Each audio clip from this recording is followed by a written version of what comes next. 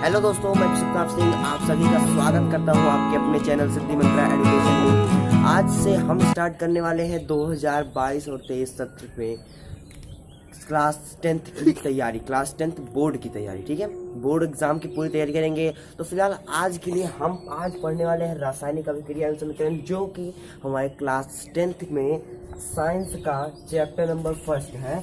और पहली चैप्टर में केमिस्ट्री में देखें तो केमिस्ट्री में भी पहला चैप्टर है। ठीक है, क्या है? रासायनिक अभिक्रिया एवं समीकरण पहला चैप्टर है। आज हम इसी को पढ़ने वाले हैं।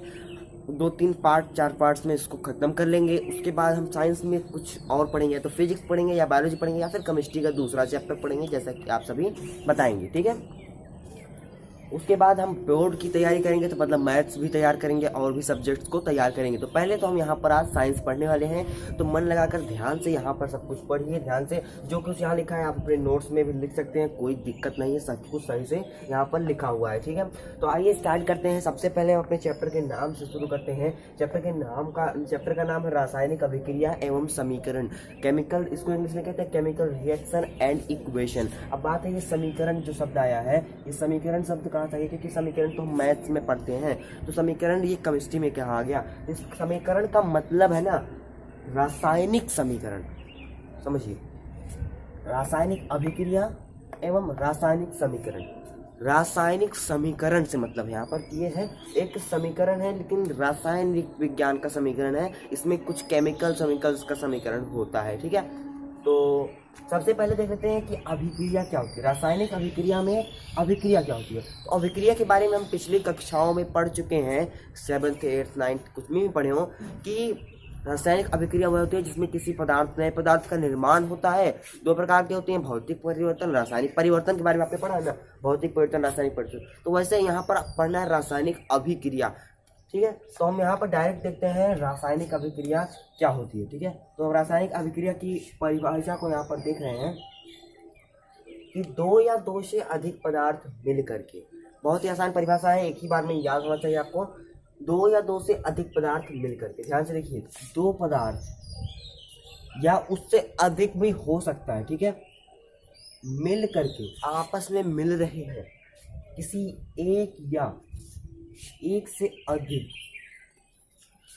2 पदार्थ हैं आपस में मिल रहे हैं, मिल करके किसी एक पदार्थ का या एक से अधिक पदार्थ का निर्माण करें। लेकिन यहाँ पर एक बात खास ध्यान दीजिए, एक से अधिक नए गुण धर्मों वाले पदार्थ का निर्माण कर रहे हैं, नए गुण धर्मों वाले पदार्थ का। गुण धर्मों का मतलब क्या है यहाँ पर, कि उसके कुछ प्रॉपर्टीज अलग हो जाएगी। यहाँ पर जो 2 पदार्थ पहले से थे ना, एग्जाम्पल में यहाँ पर बताता हूँ आपको। अगर मान लेते हैं हमारे पास कोई ए पदार्थ है या फिर ए तत्व है या फिर एलिमेंट्स है कोई, वो बी से रिएक्शन कर रहा है, बी से अभिक्रिया कर रहा है, तो हमें जो प्राप्त हो रहा है ना, मान लेते हैं वो सी प्राप्त हो रहा है। कोई एक नया पदार्थ बन गया, आप समझ लीजिए, कोई एक नया पदार्थ बन गया। 2 पदार्थ ए बी मिल करके किसी एक या एक 2 पदार्थ मिलकर किसी एक या एक से अधिक, एक या एक से अधिक, सी के अलावा भी मान लेते कुछ और, ये माने हैं हम, कुछ है नहीं, एक से अधिक नए गुण धर्म वाले पदार्थ का, जैसे ए और बी का कुछ और ही गुण धर्म है, ऐसा कुछ और ही प्रॉपर्टीज है, इसका कोई और ही काम है, कुछ और ही प्रॉपर्टीज है। लेकिन यहाँ पर जो ये सी है ना, ये कुछ नया पदार्थ है, कुछ इन दोनों से बहुत ही अलग बन गया है, जो कि रासायनिक अभिक्रिया यहाँ पर हुई है, ये कह सकते हैं। ठीक है, एग्जाम्पल में देखते हैं, हाइड्रोजन गैस की क्रिया ऑक्सीजन से कराने पर। एग्जाम्पल बहुत ही आसान है और समझ जाएंगे आप इस नए गुणधर्म वाले शब्दों को सब समझ जाएंगे यहाँ पर। हाइड्रोजन गैस की अभिक्रिया या क्रिया ऑक्सीजन गैस या ऑक्सीजन से कराने पर। ठीक है, ऑक्सीजन से कराने पर जल बनता है, क्या बनता है? जल बनता है। अब आप यहाँ पर बहुत ही ध्यान से एक चीज़ देखिएगा कि जो ये हाइड्रोजन है ना और ये ऑक्सीजन है, ये दोनों मिल करके ना, मान लेते हैं हाइड्रोजन या ऑक्सीजन ये मिल करके क्या बना रहे हैं? पानी बना रहे हैं। पानी आप सभी पीते हैं, पानी के बारे में जानते हैं, ठंडा होता है, कहीं जलन होती है पानी पी लेते हैं तो ठंडा हो जाता है, सब कुछ है, मतलब पानी ठंडा होता है, अलग पदार्थ है। लेकिन हाइड्रोजन और ऑक्सीजन की बात करें तो ऑक्सीजन की बात करें तो आप पहले प्रैक्टिकल कर चुके हैं कि कोई भी चीज़ जो है ना, आग जो है बिना ऑक्सीजन के नहीं जल सकती। आपने मोमबत्ती को ग्लास में कैद किया है तो पता चलता है कि मोमबत्ती थोड़ी देर में बुझ जाता है, क्योंकि वहाँ पर ऑक्सीजन की कमी हो जाती है। तो मतलब कि ये ज्वलनशील पदार्थ है, तभी तो जलने में मदद करता है। और हाइड्रोजन गैस यह भी एक ज्वलनशील पदार्थ है, ये जलता है, जिसमें जलन होता है, ठीक है, मतलब ये गर्मी होता है इसमें। तो फिर क्या ये दोनों मिलकर पानी बनाते हैं, जो कि पानी तो एकदम अलग है। पानी पीते तो एकदम ठंडा ठंडा रहता है, वो ज्वलनशील तो है नहीं, आग बुझाने के काम आता है, बल्कि उसको आग पर डाल देता है स्वाहा। तो ऐसा क्यों? तो यही होता है रासायनिक अभिक्रिया। रासायनिक अभिक्रिया हाइड्रोजन गैस और ऑक्सीजन गैस दो ज्वलनशील पदार्थ को मिलाकर किसी एक नए पदार्थ का निर्माण कर रहा है, और जिसके गुणधर्म इन दोनों से बहुत ही अलग है, ठीक है। यही होता है रासायनिक अभिक्रिया। इस दोनों के गुणधर्म ज्वलनशील है और इसका ठंडापन है, ठीक है, ये ज्वलनशील नहीं है। तो यही होता है रासायनिक अभिक्रिया, ठीक है। अब बात करते हैं, 2 पॉइंट और है यहाँ पर इम्पोर्टेंट है, अभिकारक है और उत्पाद। अभिकारक और उत्पाद। अभिकारक का मतलब होता है कि वे पदार्थ जो रासायनिक अभिक्रिया में हिस्सा लेते हैं। यहाँ पर किताब में लिखा है जो भाग लेते हैं, तो भाग लेने का मतलब है कि वो तो वहाँ से मैदान छोड़ के भाग लेते हैं दुम दबा के, तो उसका मतलब यहाँ नहीं, मैं इसलिए यहाँ पर हिस्सा लिख दिया हूँ ताकि कंफ्यूजन ना हो। कि वे पदार्थ जो रासायनिक अभिक्रिया में हिस्सा लेते हैं, पार्टिसिपेट करते हैं उसमें, वो जो इसमें, जैसे कि यहाँ पर हाइड्रोजन और ऑक्सीजन, ये दोनों अभिक्रिया में भाग ले रहे हैं, मतलब हिस्सा ले रहे हैं, कि ये दोनों आपस में रिएक्ट कर रहे हैं, ठीक है। तो उसको हम कहते हैं अभिकारक। जो पदार्थ एक दूसरे से अभिक्रिया कर रहे हैं वही कहते हैं अभिकारक, ठीक है। एक से अधिक हो सकते हैं, हम कहते हैं अभिकारक, ठीक है। आगे देखिए, जो अब देखिए दो पदार्थ हाइड्रोजन ऑक्सीजन जो है वो अभिकारक, जो रिएक्शन कर रहे हैं, जो भाग ले रहे हैं, वो क्या है? अभिकारक। लेकिन जो हमें प्राप्त हो रहा है ना, उसे उत्पाद कहते हैं। जो पदार्थ रासायनिक अभिक्रिया के पश्चात प्राप्त होते हैं उन्हें उत्पाद कहते हैं। जो रासायनिक अभिक्रिया के पश्चात हमें प्राप्त हो जाता है उसे हम उत्पाद कहते हैं, ठीक है। बहुत ही आसान है। जो पदार्थ जो है अभिक्रिया में भाग लेते हैं वो अभिकारक कहलाते हैं, और जो उत्पाद हमें प्राप्त होता है रासायनिक अभिक्रिया के पश्चात वो उत्पाद कहलाता है, यानी प्रोडक्ट। अभिकारक यानी रिएक्टेंट, ठीक है। इंग्लिश भी आप जानते रहिए। देखिए कुछ बात यहाँ पर है, कुछ पॉइंट्स हैं कि अगर मान लेते हैं हमारे सामने कुछ अभिक्रिया हुई, ठीक है। हमारे बुक में एक क्रियाकलाप दिया गया है, एक्टिविटी 1.1, जिसमें कहा जा रहा है मैग्नीशियम रिबन को जो है ना आप वायु की उपस्थिति में जलाइए। वायु की उपस्थिति में जलाने से, या फिर जलाने का मतलब होता है कि उसकी अभिक्रिया ऑक्सीजन से कराना, ठीक है। मतलब ये कहा जा रहा है कि मैग्नीशियम की अभिक्रिया, मैग्नीशियम रिबन की अभिक्रिया ऑक्सीजन से कराइए, एक्टिविटी 1.1 में कहा जा रहा है, ठीक है। फिर आप उसमें देखिए क्या क्या परिवर्तन हुए हैं और फिर उनको देखिए क्या क्या। तो वही परिवर्तन यहाँ पर लिखे हैं कि कोई दो पदार्थ मिल गए हैं, अब उनके बीच अभिक्रिया हुई है या नहीं हुई है, हम इन पॉइंट्स को देखकर बता सकते हैं, 4 पॉइंट्स को, कि हाँ अगर इनमें से कोई भी एक परिवर्तन हुआ है तो हम कह सकते हैं कि वहाँ पर रासायनिक अभिक्रिया हुई है। तो अब देख लेते हैं परिवर्तन। अब हम मैग्नीशियम, वो जो क्रियाकलाप करना ना, उसको आप एक बार देख लीजिए जरा, तो आपको अच्छे से समझ में आ जाएगा, ठीक है।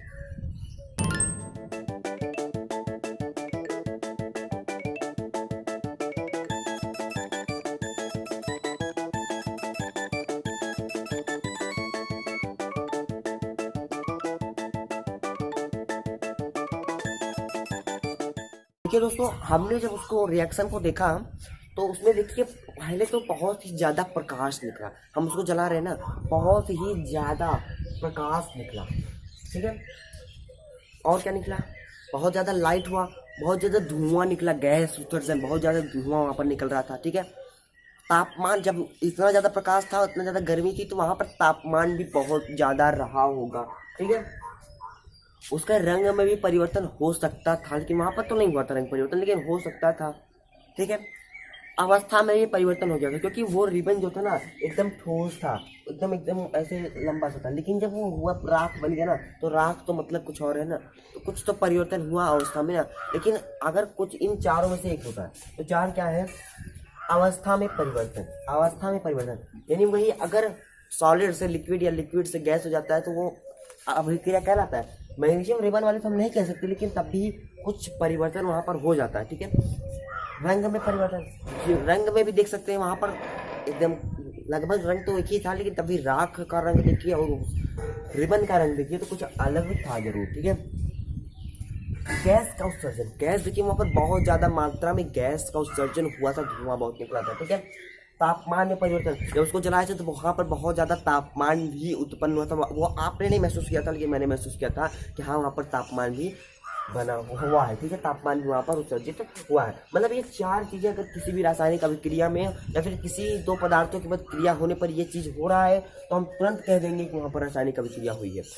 जो मैग्नीशियम वाली हमने अभिक्रिया देखी है उसमें देखिए उसका एग्जांपल है मैग्नीशियम की क्रिया ऑक्सीजन से कराने पर मैग्नीशियम ऑक्साइड प्राप्त होता है। एकदम सिंपल यही हम कहेंगे, सेंटेंस में इसको यही लिखेंगे अभिक्रिया। ठीक है, ये चीज़ देखिए एक एग्जांपल आप ले सकते हैं, चाय आपके सबके घर में बनता है तो चाय में देखिए कम से कम 3 4 5 पदार्थ मिलते हैं, जैसे कि पानी हो गया, दूध हो गया, चाय पत्ती हो गया, चीनी हो गया, अदरक हो गया, बढ़िया बढ़िया चाय बनाने, इलायची हो गया, और भी कुछ पदार्थ लौंग वोंग डाल सकते हैं। तो मतलब कि इतने सारे पदार्थ मिल रहे हैं, उसके बाद उसमें अभिक्रिया हो रही है, उसके बाद हम उसमें तापमान दे रहे हैं, गर्म कर रहे हैं, तो उसमें अभिक्रिया हो रही है। तो पहले उसका रंग कैसा था और चाय बनने के बाद उसका रंग कैसे हुआ, कैसा हो गया, तो रंग में परिवर्तन हुआ, मतलब वहाँ पर रासायनिक अभिक्रिया हुई है। वहाँ पर गैस का उत्सर्जन तो नहीं मतलब, लेकिन तापमान में परिवर्तन, पहले वो ठंडा था, बाद में वो गर्म हो गया, एकदम तापमान में परिवर्तन हो गया। ठीक है, तो वहाँ पर भी रासायनिक अभिक्रिया हो रही है। चाय बनना भी एक रासायनिक अभिक्रिया है। तो मतलब कि रासायनिक अभिक्रिया कुछ ना कुछ परिवर्तन होगा, समझ लीजिए रासायनिक अभिक्रिया हुआ है। अब देखिए कि ये एग्जाम्पल जो दिया गया है, हाइड्रोजन गैस से ऑक्सीजन से कराने पर जल बनता है, मैग्नीशियम ऑक्साइड क्रिया ऑक्सीजन से कराने पर मैग्नीशियम ऑक्साइड बनता है। ठीक है, तो ये लंबा लंबा में सेंटेंस लिखना पड़ता है। तो वैज्ञानिकों ने कुछ दिमाग लगाया, सोचा कि हम इसको कैसे छोटा कर सकते हैं, छोटा छोटा लिखे, क्या दिक्कत है, जब बड़ा बड़ा लिख रहे हैं हमें छोटा लिखने के लिए सोच रहे हैं, तो छोटा कैसे करें।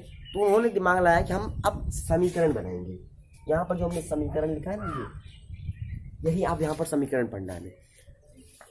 तो दो ही टॉपिक है हमारे इस चैप्टर में, रासायनिक अभिक्रिया और रासायनिक अभिक्रियाओं की समीकरण। इसे को हम समीकरण के रूप में व्यक्त करेंगे। ठीक है, रासायनिक अभिक्रिया एवं समीकरण, दो ही टॉपिक पढ़ना है। रासायनिक अभिक्रिया हमने पढ़ा, समीकरण पढ़ना है। अब आप कहेंगे बस समीकरण पढ़ेंगे काम खत्म, नहीं।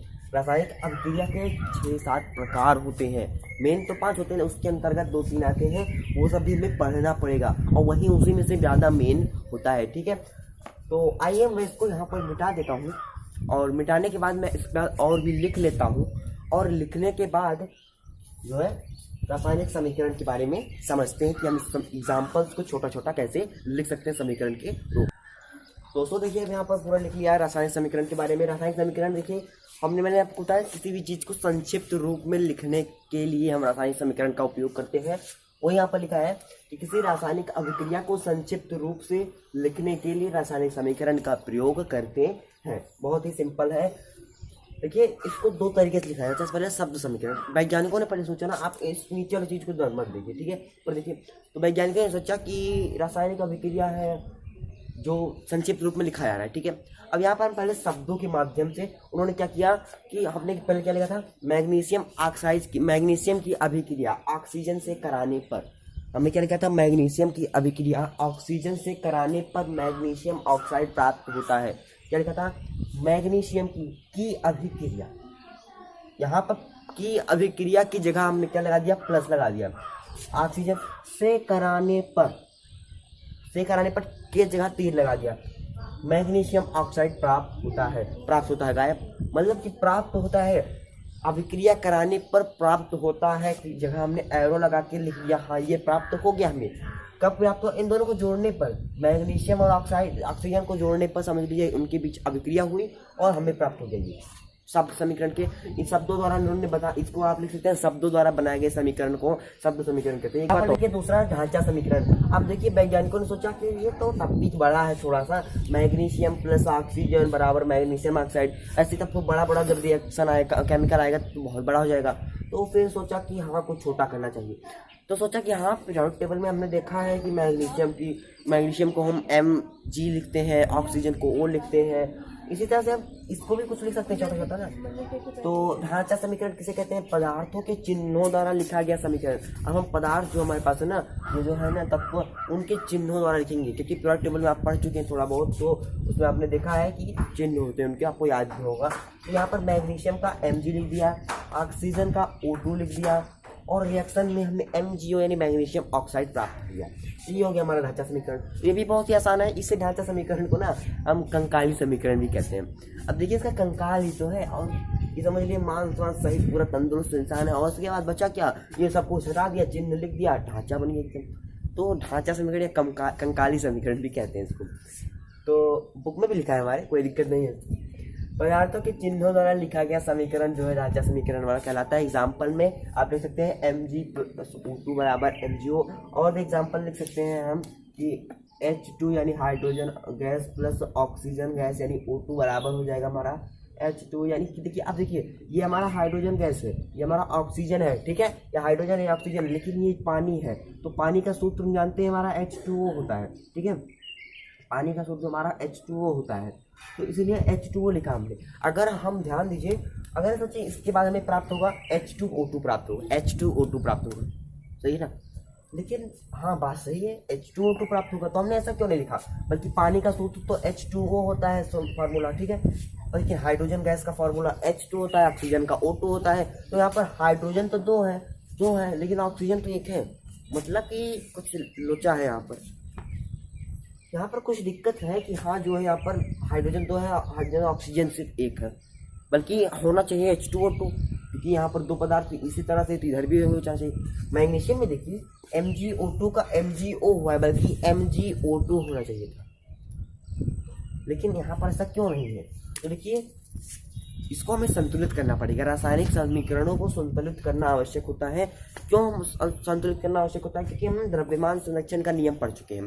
द्रव्यमान संरक्षण का नियम हमने 9 में पढ़ा है। क्या पढ़ा है कि ना तो किसी द्रव्यमान को उत्पन्न किया जा सकता है, ना तो उसका निर्माण किया जा सकता है, ना तो उसका विनाश किया जा सकता है, ना उसे उत्पन्न किया जा सकता है, ना उसे नष्ट किया जा सकता है, ठीक है।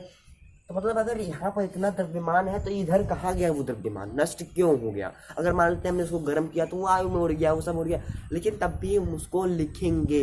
तो कैसे लिखेंगे, यहाँ पर कैसे समीकरण को संतुलित करेंगे, तो इसको भी हम सीखेंगे संतुलित करना बहुत ही अच्छे तरीके से।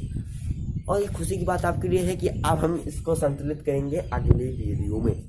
अगले वीडियो में पूरा इसको संतुलित करना सीखेंगे, स्टेप बाय स्टेप सीखेंगे कैसे संतुलित करना है, और डायरेक्ट मैं बताऊंगा कैसे हम डायरेक्ट संतुलित कर सकते हैं। समीकरणों को देख कर ऐसे संतुलित कर देंगे फटाफट, ठीक है। तो मिलते हैं अगले वीडियो में। अगले वीडियो के लिए आप चैनल को हमारे सब्सक्राइब कर लीजिए, बेल आइकन प्रेस कर लीजिए, नोटिफिकेशन मिल जाएगा। कमेंट बॉक्स में बताइए कुछ समझ में नहीं आया है तो, और समझ में आ गया तो लिख दीजिए कि हाँ आपको समझ में आ गया है, और वीडियो को लाइक कर दीजिएगा, दोस्तों के पास शेयर जरूर कीजिएगा, ठीक है। तो धन्यवाद, मिलते हैं अगली वीडियो में। आप चाहे तो उसको लिख सकते हैं, मैं हट रहा हूँ। और पिछला वाला बोर्ड जो कि हमने लिखा था इसमें, वो भी आपने नहीं लिखा है तो वीडियो को बैक करके देख लीजिए, मैंने आपको कहा नहीं था। अगर आपके पास दिमाग रहा हो, मतलब याद रहा होगा तब लिख ली होंगी, ठीक है। तो आप इसको भी लिख लीजिए। मिलते हैं अगली वीडियो में, धन्यवाद।